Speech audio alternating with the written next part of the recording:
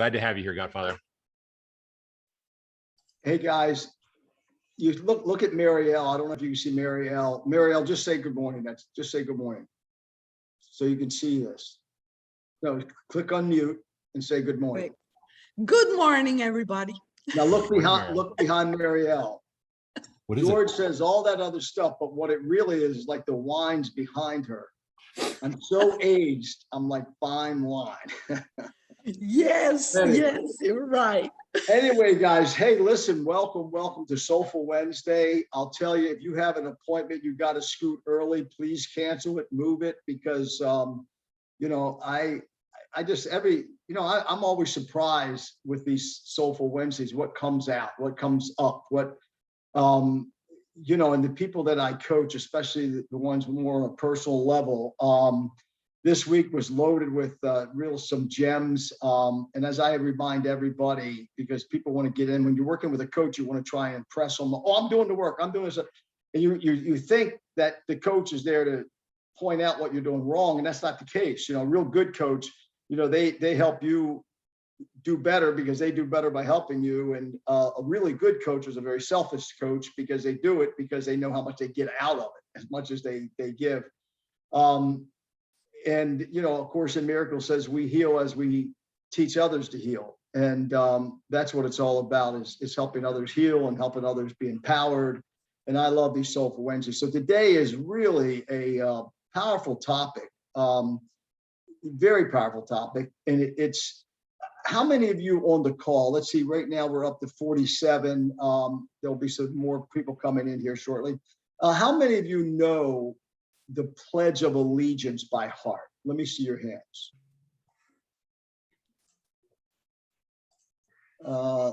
Okay, well, that's impressive. All of you, it seems. Interesting. How did you learn the Pledge of Allegiance? Somebody speak up. Learned it in school, repetition. Repetition, right? I learned it when I had to get my citizenship. That's right. That's right, Sahel. Yep. Yep. Cool. You know, and when you really think about the Pledge of Allegiance, now listen, I'm not going to make a political statement. I'm not making a political statement when I say some of the things I might say when it comes down to the Pledge of Allegiance, but we are so programmed with all kinds of things. If you remember, Soulful Wednesday, you know, is all about unlearning, not learning. So I'm really all about unlearning. And, you know, about 8, 9, 10 years ago, when I really going inward, and I would say the Pledge of Allegiance, you know, I started saying, what does that mean? Do I really have an allegiance to this country? Do I really have an allegiance to what that flag stands for? And I started questioning it. And I wanted it to be bigger. So I always squeeze in there when I'm saying the Pledge of Allegiance, you know, and to the human race. You know, I add into the human race because I think that's what America's all about. It's not as selfish as some people may say it is, but you know, we've taken care of a lot of people. So we need to question everything we do and add to it. But I pledge allegiance. What does that mean? I pledge allegiance. And most people are so consumed with government issues or political issues, but yet their checkbook is not balanced. You know, how can you worry about the debt and inflation when you haven't even balanced your checkbook? So is that really, are you really showing allegiance to the country if you don't straighten out your own checkbook? So question ourselves, right? Self-examine, as my background says, and that term, the inside out agent that I got many years ago as a young manager. By the way, please, everyone, so many of you did it last week. It really helps. I need to get over a couple hundred to be able to customize my channel. The Fred DeFalco, the Inside Out Agent on YouTube. Fred DeFalco, the Inside Out Agent on YouTube. Please go there, like that channel, subscribe, and say something nice about me, like fine wine. Not I was around during Moses' time, you know, not. But anyway, yeah, go to that channel. That really helps me. But anyway, let's talk about allegiance. I'm going to share my screen here. And, you know, allegiance to what? And for what? You know, that's kind of the topic today. And I'm going to move some of these Zoom controls out of the way here, minimize that. Yep, slide that out of there. So allegiance to what? What do you really show allegiance to? You know, like we say, I pledge allegiance to the, to the flag, to the United States. And what does that mean? For what? Why are you doing it? For what? Why? So allegiance means loyalty or commitment of a subordinate. So when you're sitting there saying the Pledge of Allegiance, you're saying I'm a subordinate to a superior or an individual or to a group or a cause. And I really believe we're all one. We need to look at this stuff and say, what does allegiance really mean? Okay. And then the other definition, the fidelity owed by a subject or citizen to a sovereign or government. I pledge allegiance to my country, the obligation of an alien to the government under which the alien resides, devotion or loyalty to a person, group, or cause, allegiance to a political party. Let me ask you this. How many of you in your lifetime, your allegiances have changed? Maybe you went from one political party to another. Just throw in the chat, how many allegiances have changed in your life? Major allegiances, especially. Don't anyone make any political comments or anything, but just how many of you, your allegiance is different today than it was 2 years ago or 5 years ago or 20 years ago? So what is this all about, allegiance, and to what and for what? These synonyms, these are really interesting. Devotion, fealty. That's an interesting word, fealty. It's look that word up, fealty. It's kind of the tenant, right? And what you owe to the Lord, to your landlord, whatever. Fidelity, loyalty, and piety. But we got to ask ourselves, what am I loyal to? I mean, what do I show allegiance to? For what? Why? Am I loyal to am I showing allegiance to the United States and the flag more than I do my own checkbook and my own wealth creation? Do I consume myself with more hours on whatever news channel you like than you do your own planning and your financial planning and constantly trying to figure out how you improve that? What is your allegiance to and for what? These words here, our allegiance so many times, it's so confusing, because we've been allegiant to some things or some people and it bit us. Sometimes our allegiance gets abused or we abuse other people's. It's misused, unused, accused, excused, bemused, amused, bruised, cruised. Some of these words, you need to look it up when you get your PDF. I always share the PDF right toward the end. Cruised is interesting, defused it. And I looked at every single one of these and kind of exhausted this. I went, wow, that's interesting. So when you get this, really, truly question yourself. Because one of the things that I find in my own life, and I'm the same as you, is that I thought all my life I had phenomenal allegiance to many different things and many causes, and whether it was to Christianity or the Democratic Party and then the Independent Party, then a Republican, whatever I thought I had some allegiance to, but I've questioned everything. And my allegiance is more to humanity than anything else at this point in my life. But more importantly than that, I didn't realize until about 6 years ago, I had no allegiance to myself. I had no self-allegiance.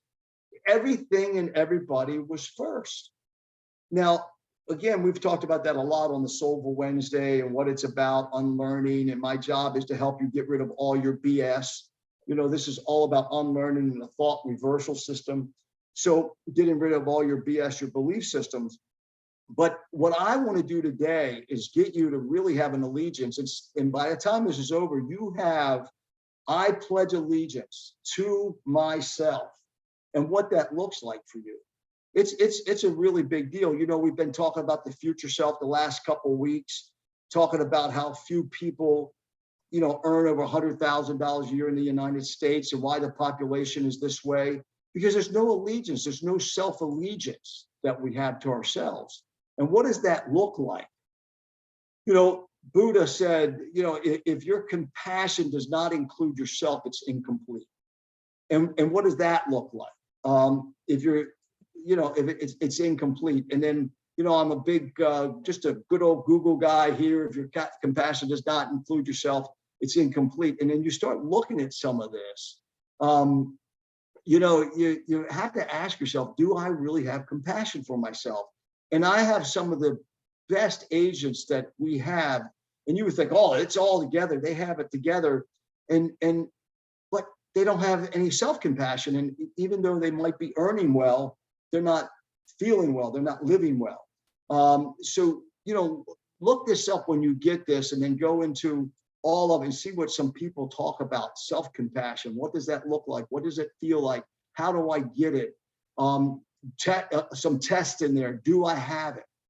And this whole idea of allegiance is allegiance to self. This is really interesting, guys, is that how many people have been into this. And this just came to me this week when I was going through A Course in Miracles, and one of the daily lessons.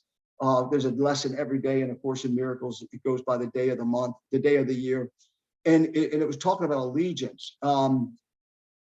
So by the time, about 3 months ago, we did a thing on giving yourself permission, okay?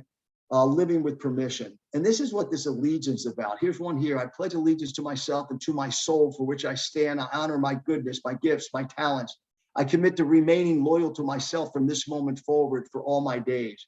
I'm going to challenge you, and I'm working on mine already. I have a number of them in mission statements and vision statements and a 10-year plan and a plan for 2035. My goal is so big, I've got to live every day to become the person to achieve it, but not a really pledge of allegiance to myself. And so I'm going to really work on this. And this has really challenged me personally. So this will be in your document that I send you, and really study this whole idea about this allegiance to yourself and coming up with a personal, I pledge allegiance to myself, and what that looks like for you. So do me a favor, turn your phones off, put them on silent. If you're multitasking, pay attention to the 6-minute video I want to play for you, because one of the things that I have people I've been coaching now for a year and a half personally, and one moment they're in power, next moment they're down here. Next moment they're got everything together, next moment here they're ready to jump off the bridge. And why? And it's because, this stuff has got to be, if you look at, the inside out agent and my background, the unexamined life is not worth living. We talked a lot about that. Socrates, that philosophy cost him his life when he taught young people that examine everything. It cost him his life. And what I find every day is costing all of us our life by not living that. We've got to examine our lives daily, moment by moment. People say, Fred, don't you ever get a break? Don't you? No, it's fun. And you're going to see why, because many of you are familiar with what I'm about ready to show you, or you think you're familiar. I've been teaching this stuff that I'm going to show you, the 6-minute video, for years. It was one of the things that really got me to understand as a 8th grade dropout, and, came from juvenile delinquency, but the brother died in prison after 28 years, another one who had to commit suicide at 48 from drugs and alcohol. And that's the kind of life from whence I came. And it's what I'm about ready to show you is what got me to really understand personal development. So don't, when I play this, don't go, oh yeah, I'm familiar. I want you to listen moment by moment and ask yourself, do I have a pledge of allegiance to myself? And what will that look like? And if I don't, why don't I? But I've done it before, Fred. Just this past January, I made all these resolutions, and damn it, here I am on the 16th, 46 days later, and I didn't even do them. Why? Why is it we get that we'll pledge allegiance to someone else, but not ourselves, and stay true to ourselves? We'll abandon ourselves first, most of the time, than we do other people. And a lot of times people who are not serving us, or things that are not serving us. I had a session last night at 8:30, and this person, you see them on the street, and oh my gosh, they got it all together. Well, last night, the pouring out of the heart and the real true things. And why, Fred? Why? And and we talked about these things. So let me play this for you. Please turn your phones off. Don't multitask on this, and pay attention. And if you can't hear my screen, let me know. What human beings can be, wrote the psychologist Abraham Maslow, they must be. In the early 20th century, psychologists were primarily concerned with the sicknesses that afflict the human mind. Abraham Maslow, aware of this one-sided approach, saw it as grossly inadequate. If the goal of psychology is not just to rid us of illnesses, but also to help us flourish, then an understanding of what constitutes optimal psychological health is crucial. It is as if Freud supplied us the sick half of psychology, wrote Maslow, and now we must fill it out with the healthy half. Maslow's research led him to the conclusion that what demarcates the psychologically flourishing from the sick and mediocre is the ability to self-actualize. In this video, we'll explore what it means to self-actualize and examine why most people struggle at this all-important task. According to Maslow, humans are driven to satisfy what he called a hierarchy of needs. Self-actualization occupies the pinnacle of this hierarchy, and therefore we cannot begin to self-actualize until we have satisfied our more basic needs. These basic needs include the things necessary for our survival, such as food, water, and shelter, as well as those things required for a basic modicum of psychological health, such as safety, love, status, belongingness, and self-esteem.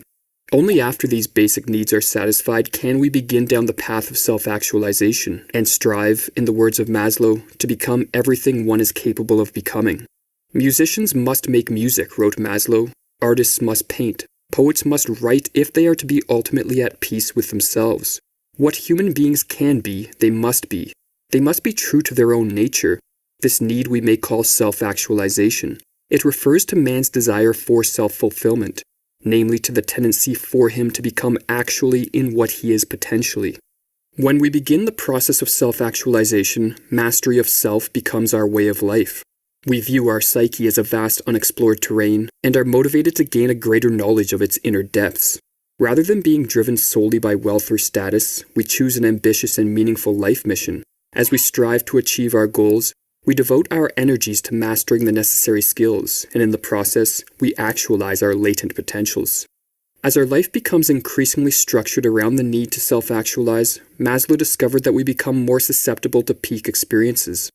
Self-actualizing people, wrote Maslow, have the wonderful capacity to appreciate again and again, freshly and naively, the basic goods of life, with awe, pleasure, wonder, and even ecstasy, however stale these experiences may have become to others.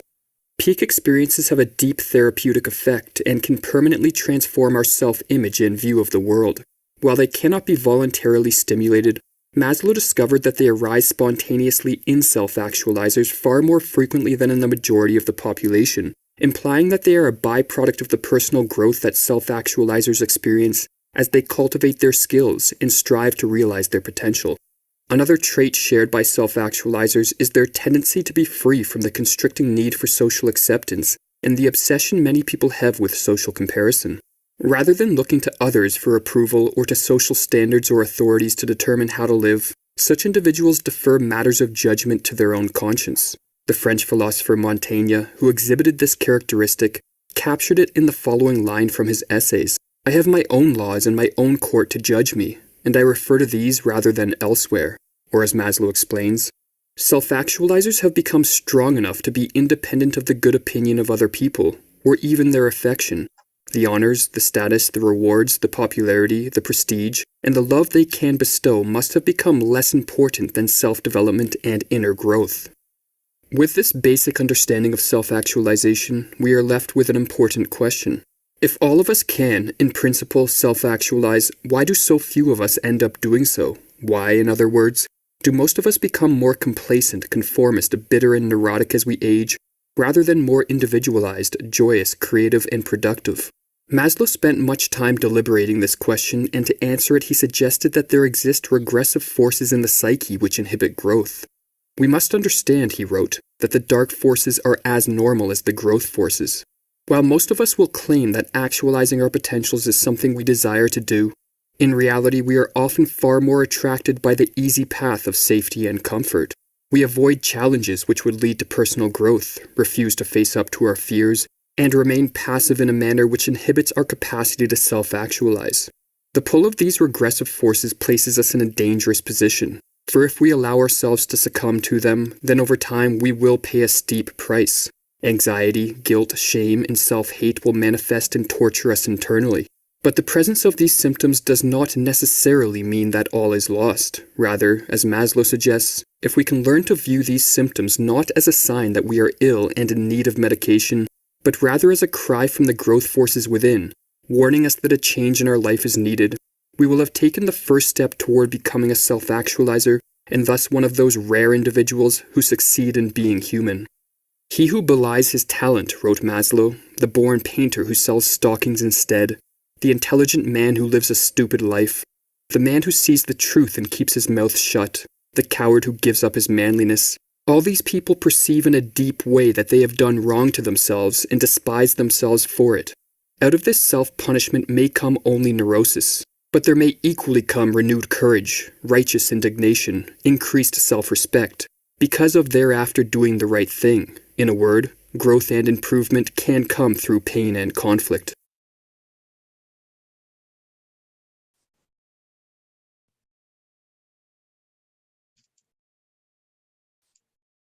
What do you think? What do you think? Some of the Awesome. Yeah, some of the things we've talked about, and again, I keep adding to these, so people who are new on the calls or new with us, it's just a real collection of all the personal development, that type of thing. But one of the things that we talked a lot about in last night with the one person in tears, literally in tears. And, I said, what does your future self look like? Well, it really was interesting. He just said something about succeed and being human. And this person said, well, my ultimate goal is to be a coach. And my ultimate goal is to just help other people I love. And I said, you wonder why you're going through the pain? I said, you ask life for something that's given it to you to stretch. And now that you're stretching, you're not comfortable with the stretching. It's just like many of us aren't comfortable stretching our bodies, right?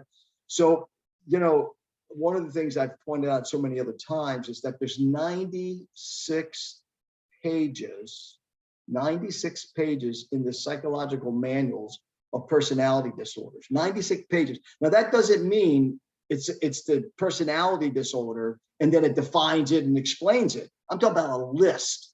96 pages of different personality disorders. We are so consumed with something's wrong with us, but we're not pledging allegiance to ourselves. There's something great with us, that we are a soul, we're eternal, we're perfect, just as we are, and that deep down inside of us rests that kingdom. So last night, when we were chatting and talking and going back and forth and reminding, that, hey, when you live over here on this side, there's the ego side, all you've got it. This is where you're living. You're living in this hell. When you're living with the soul side, it's over here. You feel at home and in heaven. As we're just talking about, the self-actualization is here.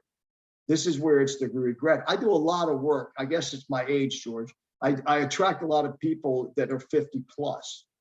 Folks, let me tell you something. For those of you in your 20s and 30s with us, or 40s, please, please, please examine your life on a moment by moment basis and get into this personal development and understanding, because we gotta succeed in being human, and everything they just talked about on that. So I'm hoping today that this will motivate you, and I'm gonna hit stop share. And I'm gonna watch this. Was Tiffany on? Watch this, Tiffany. I'm gonna actually share the she's gonna laugh. I'm gonna share my my deck myself instead of making you do it. Okay, so I'm gonna copy, right?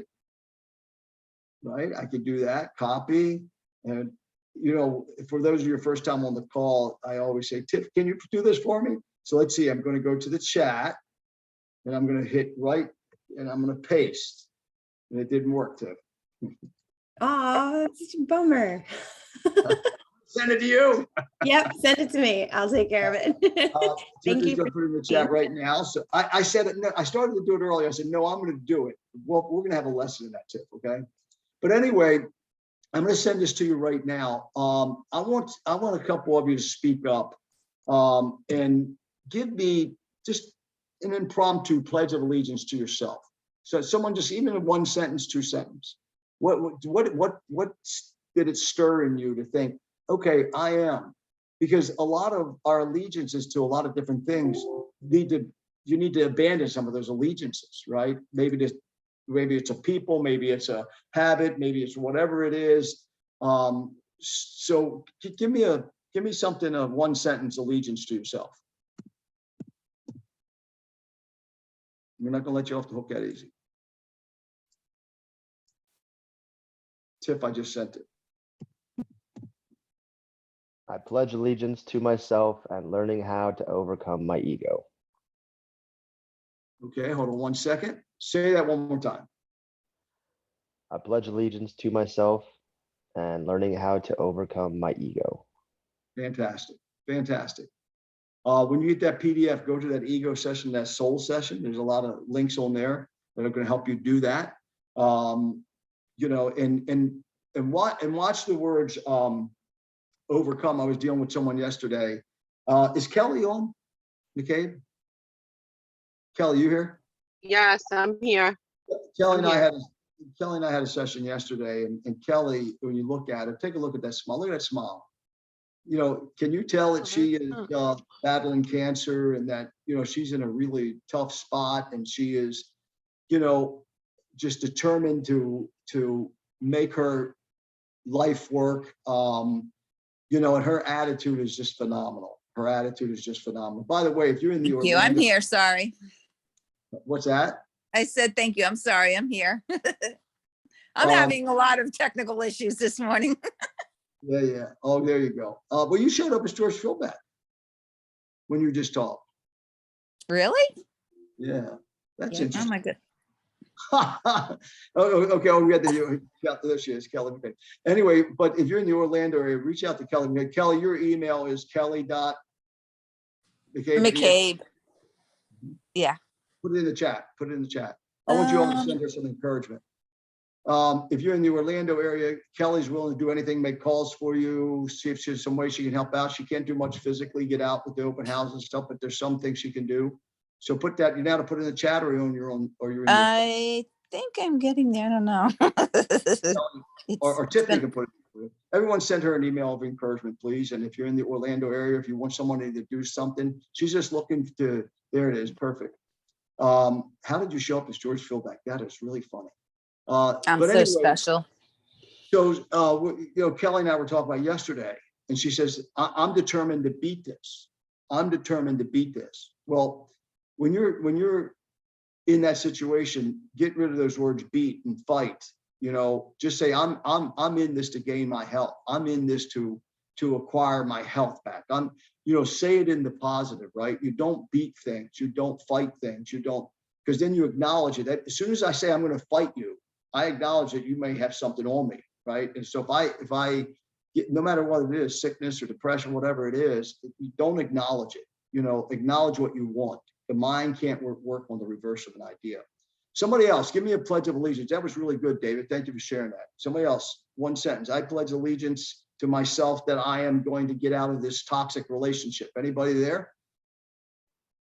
I pledge allegiance to myself. I am going to quit wasting money. I pledge allegiance to myself that I am not going to be in that small percentage of people who earn over $100,000. Come on, give me something. Well, I say that I will pledge of allegiance, not to myself, but to my God who has no limits, because I am definitely, I have my limitations, but if my holy God who has no limits, I will pledge my allegiance to that, because that never ends. Amen. Amen, Rainey. I love that, Rainey. Ooh. Yep. And when you pledge allegiance, okay, you also, because if you are going to pledge allegiance to God, then you need to pledge allegiance to all that he creates, right? Which is yourself. So don't, whatever you do, don't only just say, you know, I remember a real big sermon on the captain of my soul. I am the captain of my soul. I remember a real sermon where they tore that up and tore one side down the other. And I remember I was one, yeah, you preach it, brother.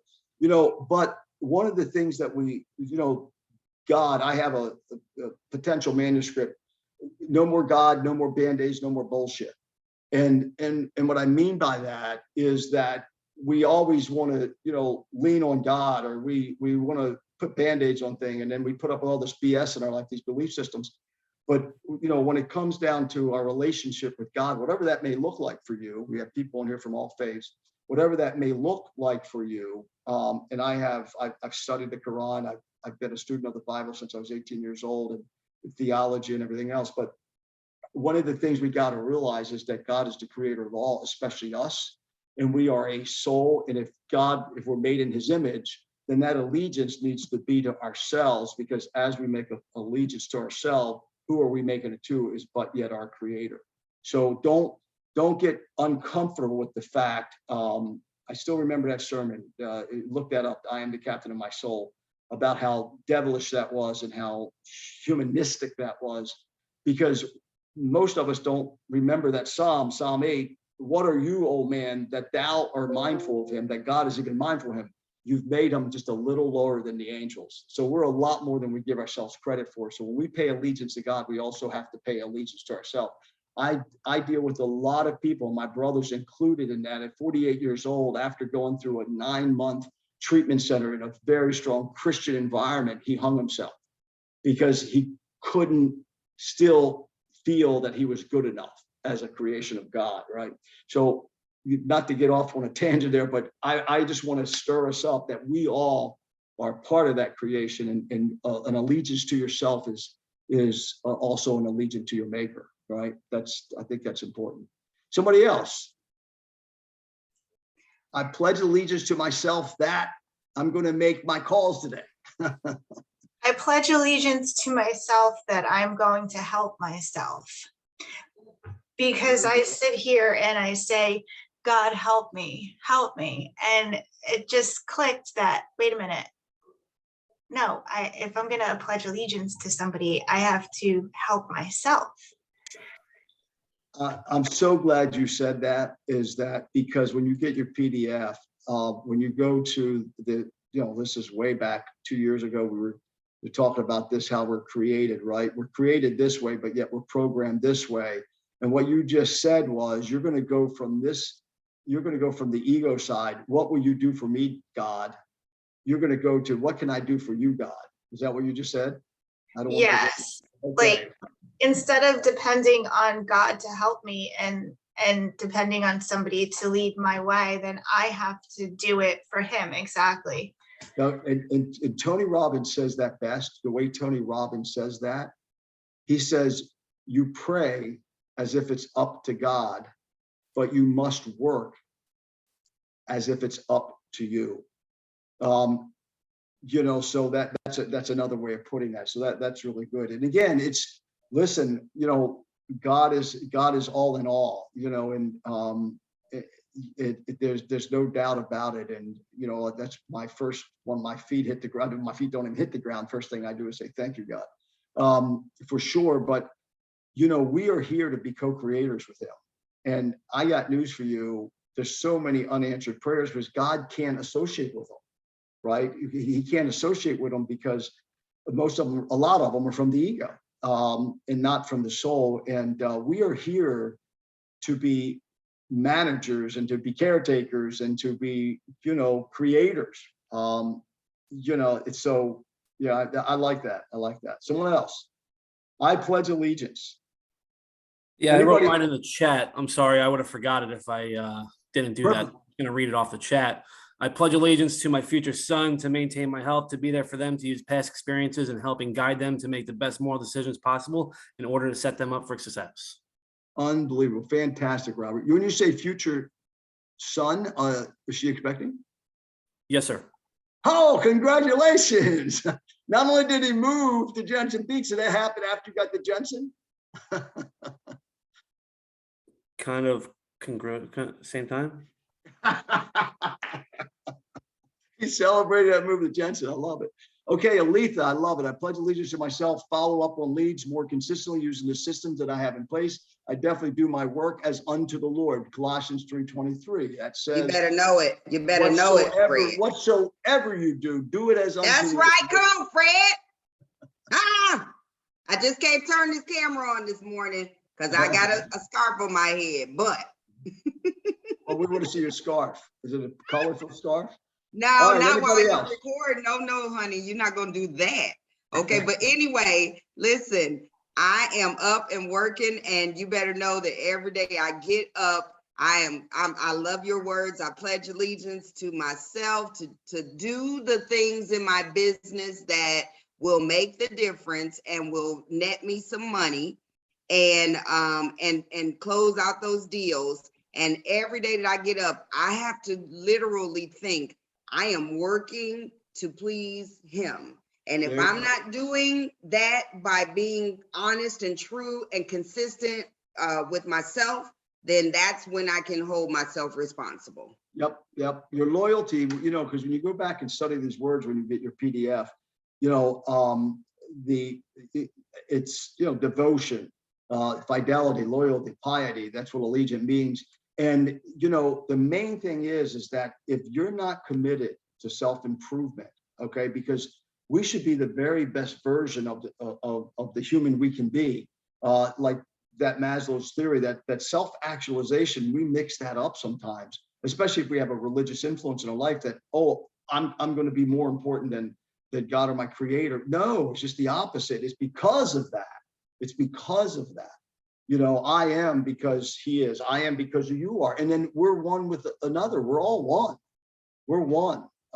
So yeah, good stuff. All right, one more. Let's another play. Anybody who's going to get really vulnerable that you have a relationship you need to pledge allegiance to get out of? Anybody? Got stuff you've been tolerating? Anyone? We had a conversation. I have. Who is that? Sasha? Yeah.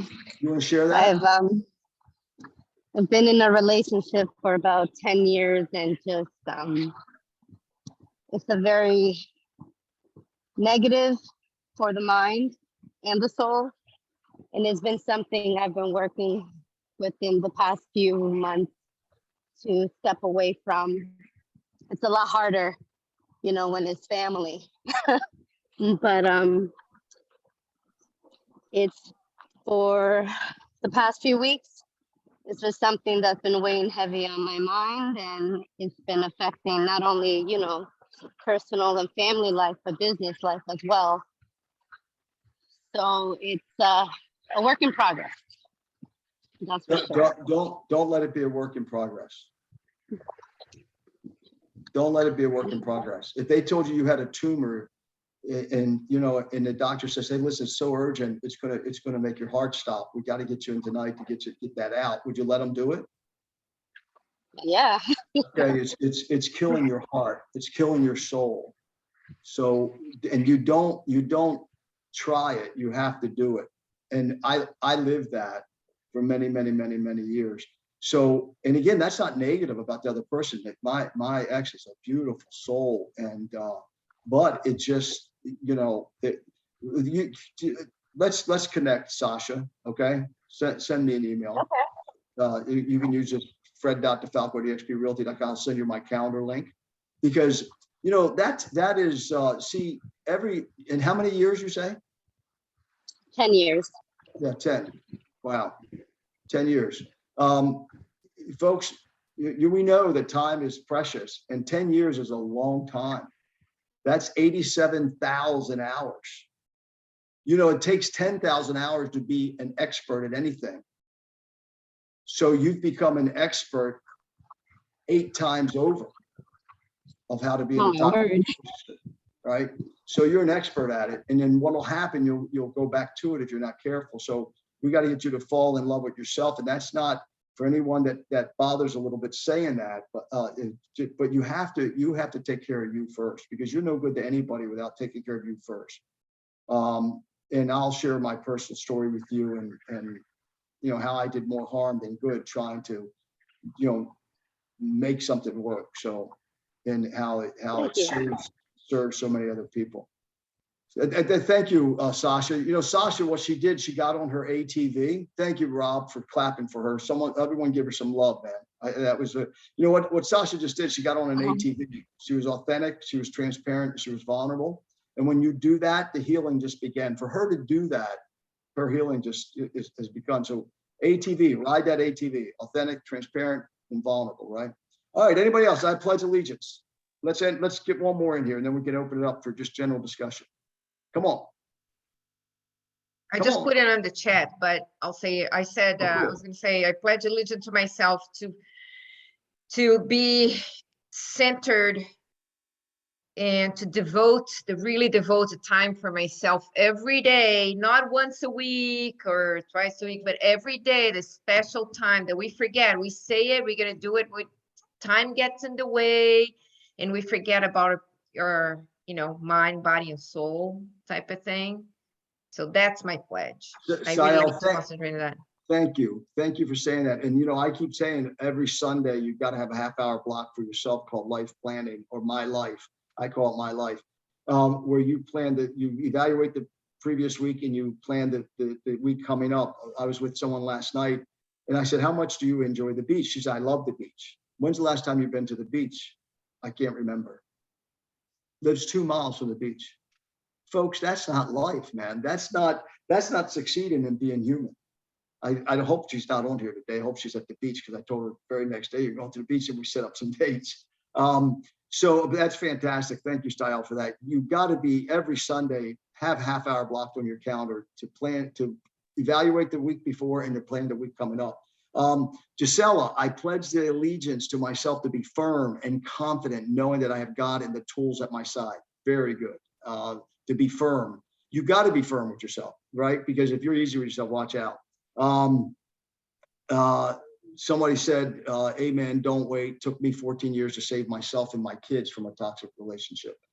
So cool. Anyway, well, guys, thank you. Let's open up just a general discussion. Ahas, any other comments, input? Thank you all so much for allowing me to do this. I got so much out of this. It's very selfish of me, but I got more out of it than you, I promise you.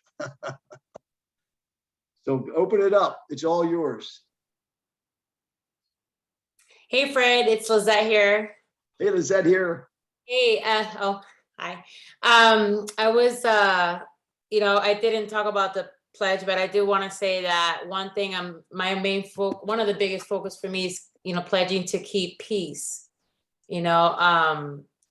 I know it sounds awkward, but it's just trying to keep peace because I noticed that over the years, as I've hit ceilings or stress, I'm not my best version when I am not at peace. And it kind of flows out of you in not a positive way sometimes. So, learning that, keeping the peace so that way everything radiates around you in that manner as well. And I think that's one of my biggest things right now. I mean, it's not, I love my business. I love my family, but I think for myself, it's loving myself to keeping the peace. So that way I, keep centered, maybe call it that way. Amen. Deep, do you have your little card there? I'm surprised Deep hasn't held his card up yet. What does that say, Deep? Read that to us. Well, listen to this, Lizette. This is out of a mini course for life, 18 lessons that'll change your life. Read that, Deep. I'm surprised you remember that, Fred. Do I want to experience peace or do I want to experience conflict? Read the back of that card. If I want peace, I'll be concerned about giving. If I want conflict, I'll be concerned with trying to get something or evaluating why I'm not getting it. Ask yourself the following question about your communications. Is this communication loving to the other person and to myself? One of the things that you just said was very important is that you want to keep peace. You want to keep peace for yourself, which is beautiful. And then once you go quiet like that, and you said you took time for yourself, what you're really doing, you're giving to yourself. You're not being selfish to your family and shutting them out or your business shutting them out.